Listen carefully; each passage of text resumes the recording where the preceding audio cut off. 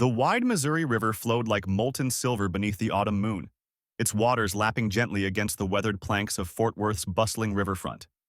Jake Miller stood in the doorway of his smithy, his leather apron stained with soot and sweat, watching the steamboats dock with their cargo of hopes and sins. 10 years had passed since he'd left his outlaw past behind, trading his six-shooter for a hammer and forge, but the weight of his crimes still pressed heavy on his shoulders like an anvil. The riverfront district hummed with the usual evening activity, traders haggling over goods, deckhands unloading crates, and the occasional burst of raucous laughter from the saloon. But Jake's attention was drawn to an unusual sight. A lone native woman in traditional dress, moving purposefully through the crowd. Her face was lined with wisdom, her long, silver-streaked hair bound in intricate braids. Something about her bearing commanded respect, even from the rough river folk who typically showed little regard for her people. As Jake watched, he noticed two figures shadowing the woman's movements: Thomas Wilson and his brother James, notorious river pirates who'd been terrorizing traders up and down the Missouri. The Wilson brothers had a reputation for violence that made Jake's past misdeeds seem tame by comparison. His fingers instinctively twitched toward where his gun used to rest, though he hadn't carried one since settling in Fort Worth.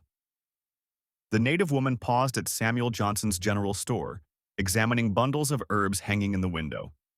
Jake recognized her now, Catherine Whitedeer, a respected Sioux medicine woman who occasionally traded healing remedies with the townspeople. The Wilson brothers were closing in, their intentions clear in their predatory stance. Jake's conscience warred with his determination to stay clear of trouble, but the sight of James Wilson drawing a knife made the decision for him. Thunder rumbled ominously in the distance as Jake stepped away from his forge, the heat of the day giving way to an unseasonable chill. Dark clouds roiled above the cliffs overlooking the river, and experienced rivermen were already securing their vessels against the coming storm.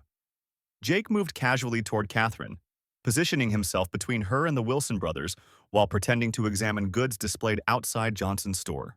"Evening, Miller," Thomas Wilson drawled, his hand resting too casually on his gun belt. "Best head back to your smithy. Weather's turning fierce." The threat in his voice was clear as creek water. Jake said nothing, but shifted his weight slightly, ready to move. He'd sworn off violence, but he hadn't forgotten how to fight. Behind him, he sensed Catherine watching the exchange with keen interest. The first fat drops of rain began to fall as James Wilson circled to flank them, his knife glinting dully in the fading light. "That's some mighty interesting steel you work with these days, Miller," he said with a cruel smile. "Heard tell you can make blades that never break. Might be worth having a friendly chat about your methods." Jake's reputation for crafting exceptional weapons had spread far along the river, drawing both honest customers and darker attention. A deafening crack of thunder made everyone jump, and in that instant, Jake saw movement on the cliff face above. The rain-loosened soil was giving way, bringing a cascade of rocks and mud down toward the riverfront. Without thinking, he grabbed Catherine's arm and yanked her toward his smithy as the avalanche roared down, barely managing to pull her inside before tons of earth crashed past the doorway. The aftermath of the landslide left Fort Worth's riverfront transformed, with mounds of mud and stone blocking several buildings. By some miracle, Jake's smithy had been spared the worst, protected by an outcropping of bedrock. The Wilson brothers were nowhere to be seen, either buried or fled, and the storm raged on. Catherine stood calmly in the workshop, studying Jake with eyes that seemed to peer straight through to his soul. "You carry great darkness," she said finally, her voice rich and melodious, "but also great light. The spirits guided me here tonight, Jake Miller. They showed me a man who forges more than steel. He forges his own redemption." She reached into a pouch at her waist and withdrew a small leather bundle. "Perhaps it is time you learned to forge something unbreakable." Jake stared at the offering in Catherine's weathered hands, understanding that this moment would change his life forever. The bundle contained secrets, ancient knowledge of working metal that had been passed down through generations of her people. But more than that, it contained trust, and perhaps a chance to finally break free from the chains of his past. As the storm howled outside, Catherine began to speak of sacred fires and steel that sang with the voice of the earth itself. Jake listened, knowing that his decision to save her had set him on a path he never could have imagined. The river rolled on beneath the raging sky, carrying old sins away into the darkness, while in a humble smithy, Ancient wisdom and frontier ingenuity began to forge something entirely new. The leather bundle lay open on Jake's workbench, its contents gleaming in the firelight. Strange symbols etched into strips of bark, small pouches of minerals he'd never seen before, and most intriguingly, a chunk of peculiar dark ore that seemed to drink in the light. Catherine moved with deliberate grace as she arranged the items, her fingers tracing patterns in the air while she spoke of the sacred geometries needed to align the metal's spirit with the Earth's own heartbeat. The next several days passed in a blur of intense instruction. Jake's calloused hands learning new rhythms on the forge. Catherine taught him to read the color of the flames, to listen for harmonies in the ring of hammer-on steel that he'd never noticed before. The traditional techniques he'd learned as an apprentice in Fort Worth now seemed clumsy and crude, compared to the subtle sophistication of her people's metallurgy. Word spread quickly through the river town that Jake had taken on an unusual apprentice of his own. Some folks muttered darkly about Indian witchcraft, while others simply shook their heads at the sight of a respected craftsman spending his days with a Sioux medicine woman. But Thomas, the aging ferryman who'd known Jake since his outlaw days, just smiled knowingly as he pulled his barge past the smithy. The first attempts were frustrating failures. Jake's practiced hands struggled to master the precise temperatures and timing Catherine described. Steel that should have sung came out brittle or soft, and more than once he had to start over completely. But Catherine remained patient, reading the signs of his progress in ways he couldn't yet understand. "The metal remembers," she would say, "and so must the smith." One crisp morning, as mist rose from the river in ghostly columns, Jake began work on a hunting knife using everything he'd learned. The forge glowed with an unusual blue-tinged light as he folded the steel according to Catherine's instructions, incorporating the mysterious ore in layers so thin they were almost transparent. The ring of his hammer took on a musical quality he'd never achieved before. When the blade was finally quenched, it emerged from the oil with a rippling pattern like flowing water captured in metal. Catherine nodded in approval, but insisted they test it properly. Jake watched in amazement as she demonstrated the blade's strength. It could slice through iron nails without losing its edge, yet bend nearly double without breaking. This was the unbreakable steel she'd promised, but he sensed it was only the beginning. News of Jake's extraordinary blades soon reached Silver City, where William Preston, a wealthy mine owner, dispatched his men to acquire the secret. Jake found himself facing a familiar choice: surrender to threats and violence, or stand his ground and risk losing everything he'd built. But this time was different. He had more than just his own redemption to protect now. Catherine recognized the growing danger in the way winter wolves circle a wounded deer. She began teaching Jake about more than just metalworking, sharing stories of her people's warriors, of battles won through wisdom rather than weapons. The steel singing on his anvil took on new forms as he forged not just blades but understanding. The river carried whispers downstream to Abilene of the strange partnership between the reformed outlaw and the medicine woman, of metal that couldn't be broken and secrets worth killing for. Jake knew it was only a matter of time before his past and present collided like storm fronts over the prairie. But with each day that passed, with each lesson learned, he felt more prepared to face whatever came. As autumn painted the riverbanks in gold and crimson, Jake realized that Catherine had given him far more than the secret of unbreakable steel.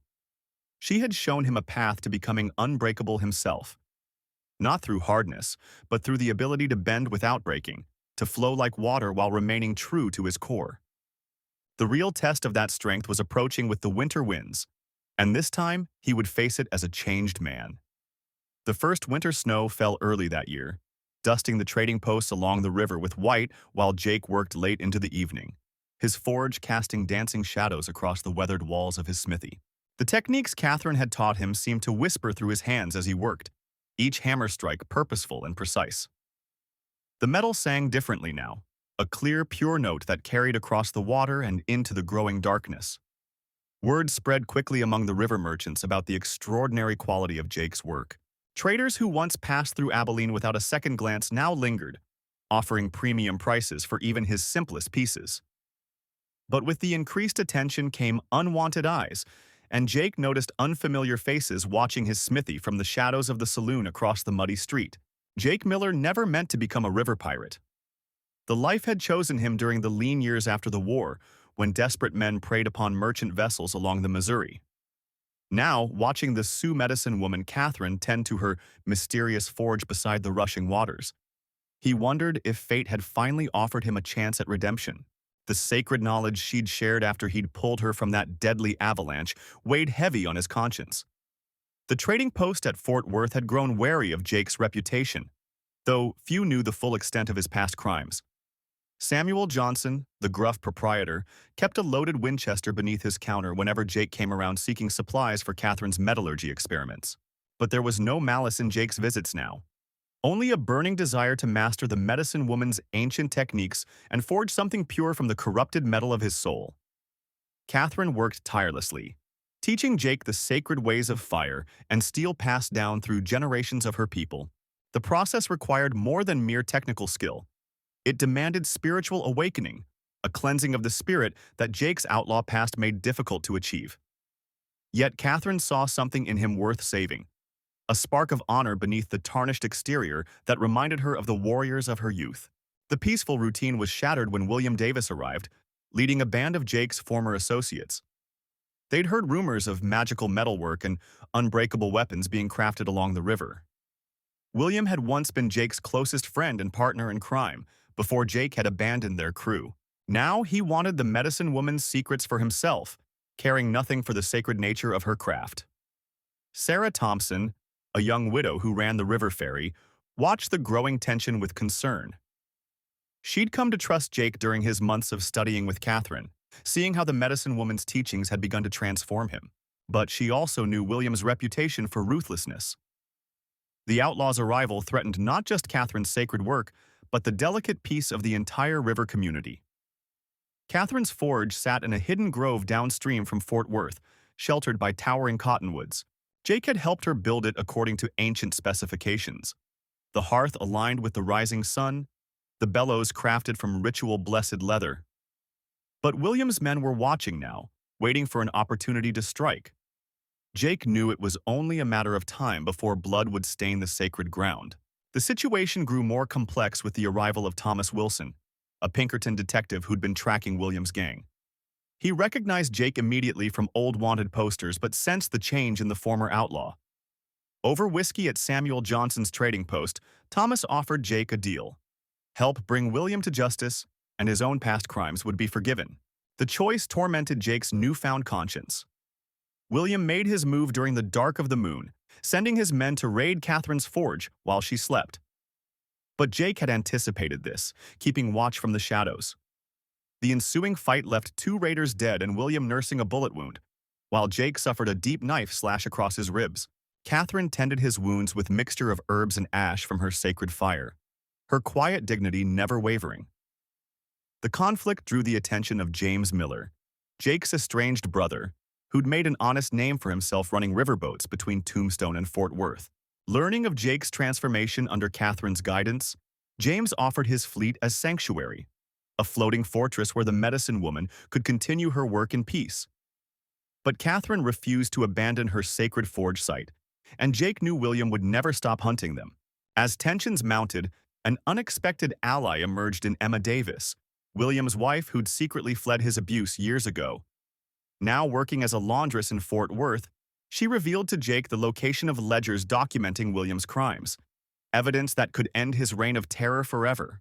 But retrieving them would mean infiltrating William's heavily guarded river camp, testing both Jake's reformed character and his newfound metallurgical skills.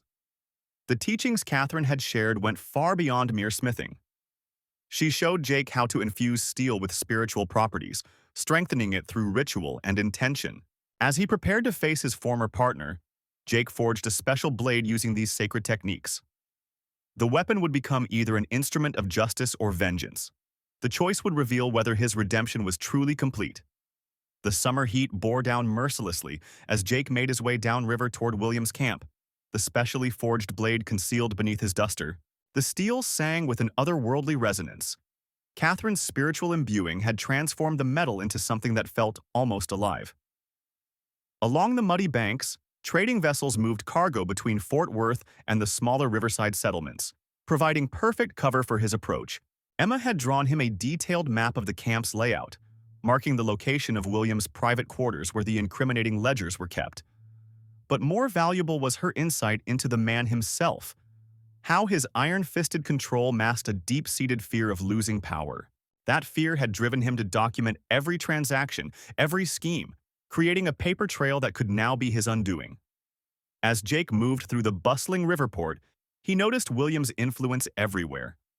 Armed men watching the docks, merchants nervously counting out protection money, slaves being traded despite territorial laws against it. The corruption ran deeper than he'd imagined during his outlaw days. Catherine's teachings about balance and harmony felt like a distant dream in this den of greed. In a crowded saloon, Jake encountered Thomas, a former member of their old gang who'd grown disillusioned with William's increasing brutality. Over whiskey, Thomas revealed that William had become obsessed with finding Catherine, believing her metallurgical secrets could help him forge superior weapons to arm his private army. The medicine woman's safety weighed heavily on Jake's conscience. Moving closer to the heart of William's operation, Jake established a cover identity as a metal trader, using his genuine knowledge of smithing to authenticate his role. He learned that William had hired a Pinkerton detective to track Catherine's movements, while simultaneously trying to bribe tribal leaders for information about her sacred forging techniques. The noose was tightening from multiple directions. Sarah, a local schoolteacher who'd lost her husband to William's schemes, became an unexpected source of intelligence. Her young students overheard conversations between William's men, providing vital details about patrol schedules and secret meetings. The innocence of children had become an unwitting weapon against corruption. As Jake carefully gathered allies and information, he discovered that William's operation extended far beyond simple river trading. The ledgers contained evidence of a vast conspiracy involving corrupt officials from Tombstone to Abilene. If exposed, it would shake the territory to its foundations. The stakes were far higher than personal redemption now. Catherine's spiritual teachings took on new meaning as Jake witnessed the widespread suffering William's greed had caused. The sacred steel he carried wasn't just a weapon. It represented a choice between perpetuating the cycle of violence or finding a higher path to justice. Each night, he meditated as she had taught him, seeking clarity amidst the growing chaos. Emma's courage in coming forward had inspired others to quietly resist William's control. A network of former victims began sharing information, creating safe houses, and helping escapees.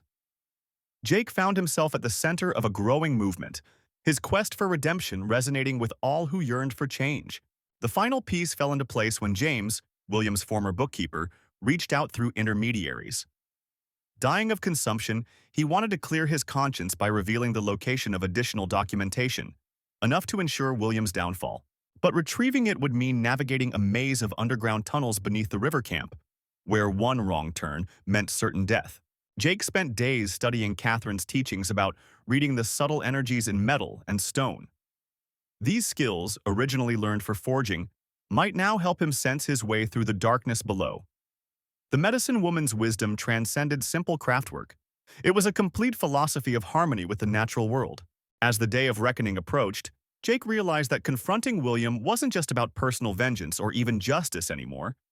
It was about choosing between two fundamentally different visions of the future. One built on exploitation and fear, the other on wisdom and balance. The sacred blade at his side would help determine which path prevailed. The underground passages twisted like serpents beneath the river camp, their damp walls glistening in Jake's lantern light. He pressed his calloused hand against the rough stone, remembering Catherine's teachings about how every material held its own song, a vibration that spoke of its true nature. The tunnels had been carved decades ago by miners seeking silver, but now they served a darker purpose as William's secret archive. Moving deeper into the earth, Jake focused on the subtle variations in temperature and texture that Catherine had taught him to recognize.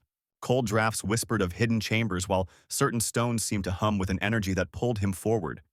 He'd spent countless hours in her lodge, learning to quiet his mind and trust these almost imperceptible signals. Now, deep beneath the surface, those lessons meant the difference between life and death. The sound of running water grew stronger as Jake descended, mixing with the distant echo of machinery from William's processing plant above. The contrast struck him. The natural flow of the river versus the harsh mechanical rhythms that sought to tame it. The thundering hooves of William Thompson's stallion echoed through Silver City's muddy streets as he raced toward the trading post, clutching the leather-wrapped bundle containing Walking Cloud's sacred steel forging techniques. His heart pounded with each stride, knowing that James Miller and his gang of river pirates were closing in behind him. The precious scrolls, etched with ancient Sioux metallurgy secrets, felt like they were burning through his saddlebags, a reminder of both his salvation and his damnation. In the distance, Samuel Davis watched from the widow's walk of his riverside smithy, telescope trained on the approaching dust cloud. His weathered hands, scarred from decades at the forge, gripped the brass instrument tightly. He had known this day would come when William first arrived 6 months ago, seeking redemption and a fresh start. The young outlaw had shown true promise as an apprentice, but his past wasn't done with him yet. Walking Cloud's warning echoed in Samuel's mind as he descended the wooden stairs. The steel speaks to those worthy of its song. The medicine woman had shared her people's sacred knowledge only after William had risked his life to save her from the mountain's frozen fury. Now that same knowledge had drawn Miller's crew upstream from Fort Worth, leaving a trail of plundered homesteads in their wake. Elizabeth Wilson stood behind her shop counter, loading her father's old Sharps rifle as William's horse thundered past. She had grown fond of the reformed outlaw over the past months, watching him labor honestly at Samuel's forge. Their quiet conversations over evening meals had revealed a gentle soul beneath the hardened exterior. But now, she saw the haunted look in his eyes, the same fear she'd witnessed the day he first staggered into town. "They're coming!" young Jake Johnson shouted from his perch atop the saloon roof. The 12-year-old's voice cracked with excitement as he pointed downstream. Through the morning haze, dark shapes appeared on the river, 3 flat-bottom boats cutting through the current with practiced precision. Miller's crew had finally caught up to their former companion, and Silver City was about to pay the price for harboring him. Samuel met William at the forge door, ushering him inside as Elizabeth sprinted across the street to join them. "The steel is ready," the old blacksmith said, indicating the gleaming sword blanks cooling on the rack. They had spent weeks preparing, tempering the metal according to Walking Cloud's techniques. The ancient Sioux methods had produced blades of impossible strength, weapons that could turn the tide against Miller's superior numbers. James Miller's voice boomed across the water as his boats ground against the shore. "Thompson, you yellow-bellied snake, did you think you could hide forever?" The gang leader's massive frame cast a long shadow as he stepped onto the dock, twin revolvers glinting at his hips. Behind him, 24 hardened outlaws spread out along the waterfront, weapons at the ready. "You don't have to face them," Elizabeth whispered, her hand finding William's arm. But they both knew it wasn't true. Miller would burn Silver City to the ground to find him, to reclaim the secrets he believed would make his gang invincible. William had seen the cruelty in his former leader's eyes too many times to doubt it. The time for running was over. Samuel worked quickly, helping William don the strange armor Walking Cloud had designed. Layers of leather and steel plates, articulated according to ancient patterns, covered vital areas while allowing freedom of movement. The old blacksmith's hands trembled as he secured the final straps. "Remember what she taught us. The steel lives, it breathes. Let it guide you." William stepped into the street, the rising sun catching the elaborate scrollwork etched into his breastplate. The Sioux symbols seemed to writhe with their own inner light. In his hands, he held twin short swords forged from the sacred steel, blades that sang with an otherworldly resonance when drawn. Behind him, Samuel and Elizabeth took up defensive positions with their rifles. Miller's laugh rolled across the empty street like distant thunder. "Look at you, all dressed up like some fancy warrior. Did those savages fill your head with spirits and magic?" His men spread out, forming a loose semicircle. "Hand over those forging secrets, and maybe I'll let these good folks live."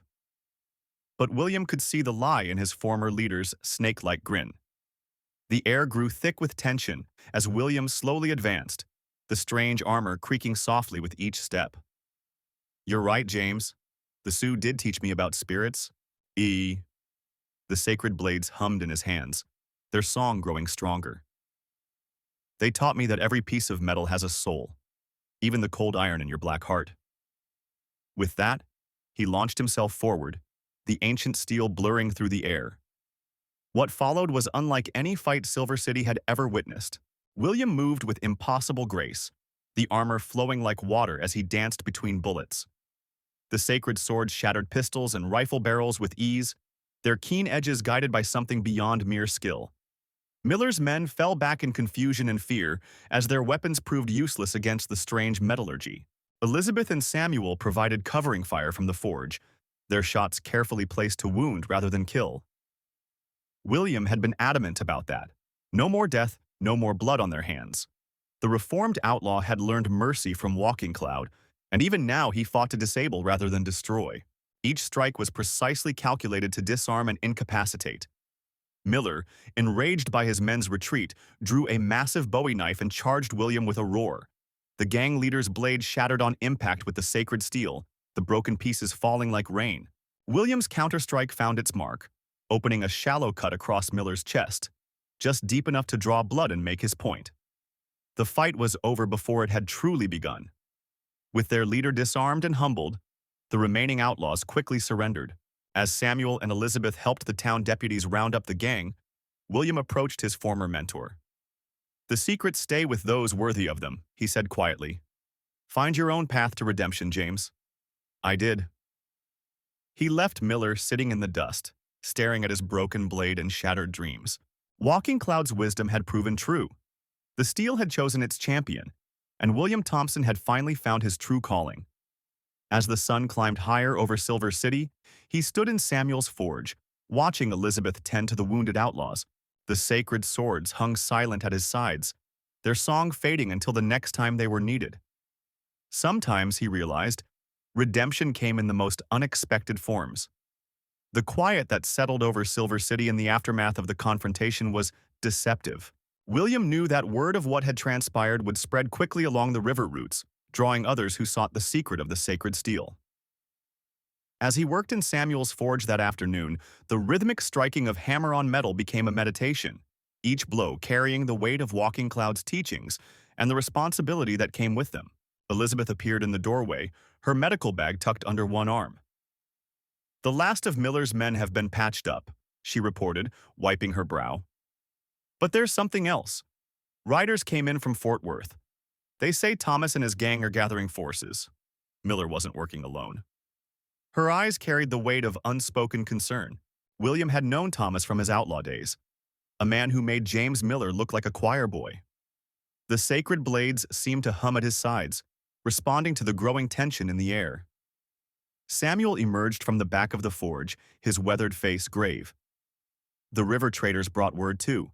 Thomas has been buying up every piece of steel he can find, hiring every gunsmith between here and Tombstone. He means to force the secret from us, one way or another." William moved to the forge's window, watching the muddy waters of the river flow past. The trading vessels that had once carried his outlaw band now bore whispers of approaching danger. He thought of Walking Cloud's words about worthiness, about how the steel chose its wielder. The responsibility of her gift weighed heavier than any blade. The sound of hoofbeats drew their attention. Sarah, one of the local traders, dismounted in a rush. "They're blocking the river crossings," she reported breathlessly. "Thomas has men stationed at every ford from here to Abilene. No one gets through without paying his toll. And he's asking about you, William, about the steel." The forge grew quiet save for the crackle of flames. Elizabeth moved closer to William, her hand finding his arm. "We can't let them isolate the town," she said softly. "Too many people depend on the river trade. Without it—" She didn't need to finish. They all knew what happened to towns cut off from commerce in these territories. Samuel ran a calloused hand along one of the sacred swords mounted on the wall, his first successful attempt at Working Cloud's techniques. "Maybe it's time we shared the knowledge more widely," he suggested. "Not with Thomas and his ilk, but with others who could help protect the river communities." William shook his head slowly. "Walking Cloud entrusted us with more than just a formula for stronger steel. She shared a piece of her people's soul. We can't simply hand that out like trading goods." He turned to face his friends, his decision crystallizing. "But we can teach those who prove themselves worthy. Build something larger than ourselves." The plan came together as the sun began to set. They would use Thomas's greed against him, draw him into a confrontation that would test more than just steel against steel. William would need to embrace both his past as an outlaw and his present as Walking Cloud's chosen apprentice. The river itself would become their ally, its waters carrying messages between sympathetic traders and towns. Elizabeth prepared medicines while Samuel worked the forge, preparing for what was to come. The sacred steel sang beneath William's hands as he helped forge new blades. Not for combat, but for the tests that would identify those worthy of Walking Cloud's legacy. The knowledge would spread, but only to those who understood its true value. As night fell over Silver City, William stood at the river's edge, watching the moonlight dance on the water. Tomorrow they would begin reaching out to potential allies, setting in motion events that would reshape the territory. The steel had chosen him for this moment, and he would not let Walking Cloud's faith in him go unrewarded. The river would carry their message, and those worthy of the sacred steel would find their way to Silver City, one by one. The ancient knowledge passed down from Black Elk's medicine woman began transforming Jake Miller's small blacksmith shop in Fort Worth into something extraordinary. Word spread quickly along the Missouri River of the impossibly strong steel tools and weapons emerging from his forge. The secret tempering technique Sarah had shared, combining sacred herbs with the cooling process while chanting the old prayers, produced metal that seemed to hold both physical and spiritual strength. Samuel Thompson, the notorious outlaw who had terrorized trading posts up and down the river, heard tales of the unbreakable steel and saw an opportunity. He gathered his gang of cutthroats, planning to force the blacksmith to forge them an arsenal that would make them unstoppable. But Sarah's warning visions had prepared Jake for this moment.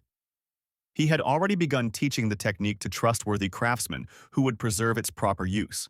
When Thompson's gang stormed into Fort Worth, they found not just Jake waiting for them, but a coalition of Sioux warriors and frontier metalworkers united in protecting the sacred knowledge. The sight of mounted braves wielding gleaming tomahawks and settlers shouldering rifles with distinctive blue-tinted barrels gave even the hardened outlaws pause. This was not the simple robbery they had anticipated. "Your reputation precedes you, Mr. Thompson," Jake called out from his shop door, hammer in hand. "But this knowledge isn't meant for men like you. It was entrusted to me to help people build and grow, not to enable more bloodshed." Behind him, Sarah stood tall in her ceremonial dress, her presence lending weight to his words. The very air seemed to crackle with tension and unseen power. Thompson sneered and drew his pistol, but found himself facing dozens of weapons crafted with the very steel he coveted. "You're outnumbered," he spat, "but I'm willing to negotiate. Name your price." Jake shook his head slowly. "Some things aren't for sale. The medicine woman saved my life and shared this gift to help heal the divide between our peoples. I won't dishonor that by putting it in the hands of killers." The confrontation might have erupted into violence, but at that moment William Davis, the reformed outlaw who had been studying under Jake, stepped forward. "Samuel," he called to his former riding partner, "I've learned there's another way. This steel isn't just about strength, it's about building something lasting. Join us. Use your skills for something better." His words struck a chord in Thompson's weathered heart. What followed was not the bloodbath many expected, but a transformation. Thompson and his men, faced with an opportunity for redemption, laid down their weapons. Under Jake and Sarah's guidance, they began learning the ancient techniques, not just of forging metal, but of forging connections between communities. The river that had once carried only trade goods now carried hope and understanding. Jake's forge became a symbol of unity, where Sioux wisdom merged with frontier craftsmanship. Sarah took on apprentices from both cultures, teaching them to balance the physical and spiritual aspects of the metalworking. The unbreakable steel became known not just for its strength but for the bonds it created between people who had once been enemies. As spring turned to summer, Thompson proved himself a changed man. His keen mind and steady hands made him an excellent student, and his network of contacts along the river helped spread the new techniques to other communities. The very skills that had made him a successful outlaw now served to build bridges between settlements and tribes. The transformation of Fort Worth became a legend along the frontier. Traders passing through spoke of the unusual sight of Sioux teepees alongside colonial buildings, of warriors and settlers working side by side at the forges. The blue-tinted steel products became highly sought after, not just for their durability but for what they represented, the possibility of harmony between different worlds. Elizabeth Wilson, a traveling writer for an Eastern newspaper, arrived to document the phenomenon. She found a community unlike any other on the frontier. "In Fort Worth," she wrote, "I witnessed the future of our nation being forged daily. not just in steel, but in the hearts and minds of those who have learned to see beyond their differences. As autumn approached, Jake and Sarah stood together watching the sunset paint the river gold. The medicine woman smiled, knowing her near death in the avalanche had led to something far greater than either of them could have imagined. The secret of unbreakable steel had indeed changed the frontier, but not through violence. Through the much stronger forces of unity and understanding. Jake's legacy would continue through generations, not just in the techniques of metalworking, but in the lesson that the strongest bonds are forged in trust and respect. The trading posts along the river became centers of cultural exchange, where the wisdom of both worlds blended to create something entirely new. And in Fort Worth, the sound of hammers striking steel remained a constant reminder that the most powerful changes often come from the most unexpected sources. As winter settled over Fort Worth, Jake's Forge became more than just a workplace. It transformed into a gathering place where Sioux traders and settlers alike found warmth and wisdom. The medicine woman's teachings had spread beyond metallurgy, as Jake shared not only the secret of unbreakable steel, but also the philosophy behind it.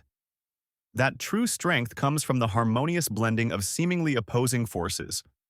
In the evenings, Sarah would often visit the forge, bringing traditional herbs that, when added to the quenching water, gave the steel a distinctive blue-black sheen that became highly sought after throughout the territory. The unique patterns in the metal reminded Jake of the river's flow, ever-changing yet constant, much like the relationship between the two cultures that now freely mingled in his workshop. Word of Jake's extraordinary metalwork spread to Abilene, where cattle barons commissioned him to craft specialized tools that could withstand the harsh demands of the trail drives. But it was his work with the Sioux hunters, creating implements that honored their traditional designs while incorporating the new steel's strength, that brought him the most satisfaction. Each piece became a testament to the possibility of progress without loss of heritage. Thomas, the old trader who had once scoffed at Jake's friendship with the Sioux, became one of his most vocal supporters after seeing how the collaboration had transformed the river trading post. The once quiet dock now bustled with activity as native craftsmen and settlers exchanged not just goods but techniques and stories, each enriching the other's understanding of the land they shared. One spring morning, a group of riders from Silver City arrived, led by William, a notorious steel merchant known for his ruthless business practices. He offered Jake a small fortune to reveal the secret of the unbreakable steel. But Jake remembered Sarah's words about knowledge being a sacred trust. His refusal sparked tension, but the united front presented by both settlers and Sioux traders made it clear that the old ways of intimidation had no place in their new community. The confrontation with William became a turning point, as other communities along the river began to recognize the value of cooperation over conflict. Jake and Sarah were invited to share their story in Tombstone, where their example inspired the establishment of similar trading partnerships. The medicine woman's wisdom, preserved through near disaster, was bearing fruit far beyond the original gift of metallurgy. As years passed, Jake's Forge expanded into a school where young apprentices, both native and settler, learned not only metalworking but the deeper lessons of respect and collaboration. Sarah's presence remained constant, her knowledge of natural elements complementing Jake's mastery of fire and steel. Together, they created a legacy that would endure long after the frontier itself had faded into history. The river that had once divided territories became a symbol of unity, its waters reflecting the firelight from Jake's Forge, where the next generation learned that the strongest bonds are those forged in mutual understanding. The secret of unbreakable steel had indeed changed the frontier, not through dominance but through the quiet power of shared wisdom and respect for ancient knowledge. In the end, Jake's workshop became known not just for its exceptional metalwork, but as a place where the true spirit of the West was preserved, not in the myths of conflict and conquest, but in the daily reality of people working together to build something greater than themselves. The medicine woman's gift had transformed not just steel, but the very fabric of frontier society, proving that the most valuable treasures are those that grow stronger when shared. The story of the blacksmith and the medicine woman became legend along the river trading routes, told and retold as an example of how the West was won not by force of arms, but by the stronger powers of wisdom, respect, and understanding. And in Fort Worth, where it all began, the sound of hammer on steel continued to ring out, each strike a reminder that the greatest strength comes from bringing together the best of all worlds.